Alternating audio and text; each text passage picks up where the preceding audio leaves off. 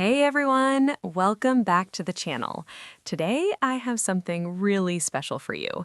You guys loved spending a full day with Morty so much that I decided to do it again. But this time we're going even deeper. This is another 16-minute unfiltered look into our life, but today, I want to focus on something specific. I want to show you what weekends are like with Morty, because weekends are completely different from weekdays. There is no alarm clock, no rush to get anywhere, just pure lazy magic from morning until night. So grab a warm drink, get comfortable, and let's just exist together for a while. Weekend mornings with Morty are honestly my favorite thing in the entire world. There is no alarm, there is no schedule, there is just silence until Morty decides he is ready to wake up. And let me tell you, that is usually very late. On Saturdays, he somehow sleeps even longer than usual. I will wake up naturally and just lie there in bed, and Morty will be completely buried under 3 layers of blankets. Sometimes I cannot even find him. I just see this mysterious lump breathing slowly, and I know he is in there somewhere. The best part is that he has learned how to fake sleep. I will gently lift the corner of the blanket to check on him, and his eyes will be squeezed shut, pretending he is still asleep. But his tail will be wagging slightly. He cannot control it. He is so happy that I'm there, but he's also not ready to admit he is awake. So we have this standoff where I pretend I do not notice his wagging tail, and he pretends he is still dreaming. It goes on for 10 minutes sometimes. Just 2 beings lying in silence, both pretending to be asleep, both knowing the other one knows. Eventually, hunger wins. Not his hunger, mine. I will get up to make coffee, and that is the moment he gives up the act. He hears the kitchen sounds, and suddenly he is fully awake, jumping off the bed, running in circles, ready for the day. But here's the thing about weekend breakfast. It is slow. There is no rushing. I make my coffee, I sit on the floor with him, and we just take our time. He eats his food in small, enthusiastic bites, then looks at me, then eats more. He wants to share the moment. He wants me to watch him enjoy it. And I do, every single bite. After breakfast on weekends, something incredible happens. The post-breakfast zoomies are different. They are not frantic, they are joyful. He does not run like a maniac, he runs like he's performing for me. He'll grab his favorite toy, this disgusting old stuffed duck that he's had since the day he came home, and he'll parade it around the living room. He wants me to chase him. He stops, looks back, wags his tail, and takes off again. This game lasts for 20 minutes, just me crawling around on the floor pretending I cannot catch him while he prances around like a champion. By mid-morning, we're both exhausted from playing. This is when the weekend tradition begins, the big blanket fort. I take every single blanket in the house, every pillow, and I build this massive structure on the couch. Morty watches the entire process with intense focus. He sits there, head tilted, supervising my construction work. And the moment it's done, he claims it. He crawls into the perfect center, turns around 3 times, and collapses. This is his throne now. He owns it. I'm just allowed to sit on the edge and provide pets upon request. We spend hours like this, reading, watching shows, napping.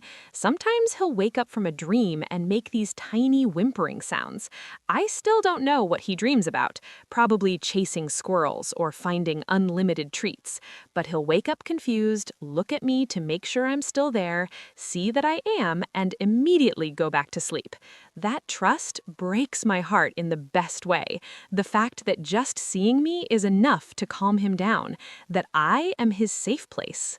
Afternoons on weekends are for adventures. Not big adventures. We are not hiking mountains or running marathons. We are going to the park, but not the dog park. Morty hates the dog park. Too many dogs, too much chaos, too much social pressure.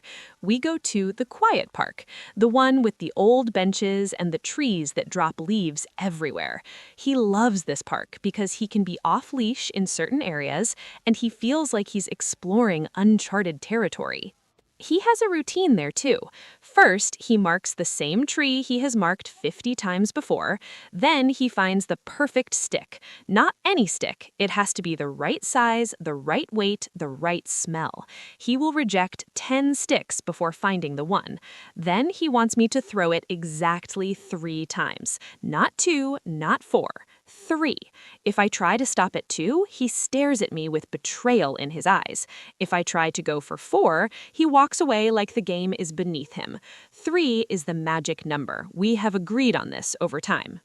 After the park, he is filthy, absolutely covered in dirt and leaves and whatever mysterious substances exist in parks.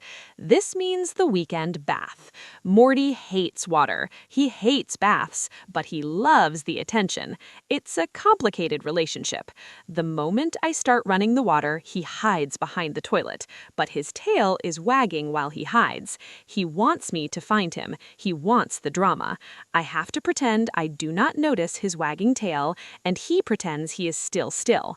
Then I grab him, and he acts like this is the greatest surprise of his life. The betrayal, the shock, the drama. The bath itself is quick. He stands there, frozen, accepting his fate, but the aftermath is his favorite part. The post-bath zoomies are legendary. He runs through the house, rubbing himself on every surface. The couch, the rugs, my bed. He wants to be dry immediately, and he thinks friction is the answer. Then he comes to me, still damp, and demands to be held. He wants my clothes to get wet too. If I'm wearing a towel, he's offended.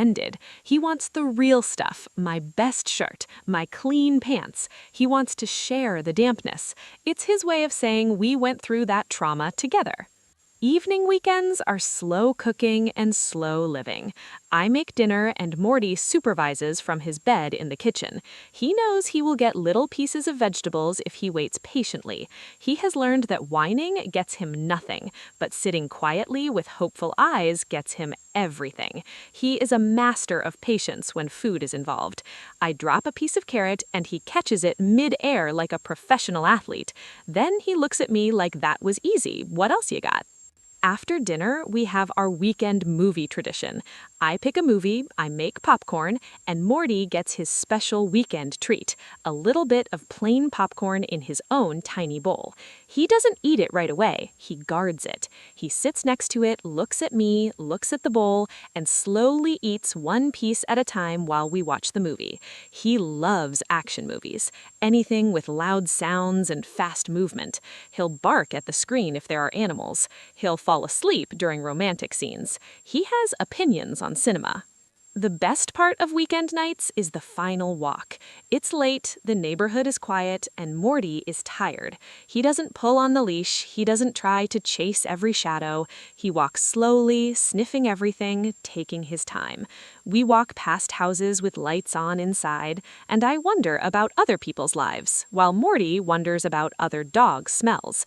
It's peaceful, it's meditative, it's our time to just be together without any distractions. When we get home, he doesn't even want to play. He wants his bedtime routine. First, the teeth cleaning treat. Then the little stretch session where he reaches his front paws forward and his back legs backward and makes sounds like an old man. Then the final blanket burrito. I wrap him, he sighs deeply, and he's out within minutes. Sometimes I stay up later, reading or working, and he'll wake up, come find me, and give me this look, the "why are we not in bed" look. And I always give in, because he's right. There's nowhere else I would rather be. I think the reason you all connected so much with the first day in the life video is because there's something universal about loving a dog. It doesn't matter if your dog is big or small, purebred or rescue, young or old. The language of love between a human and a dog is the same everywhere. It's in the morning routines and the evening rituals. It's in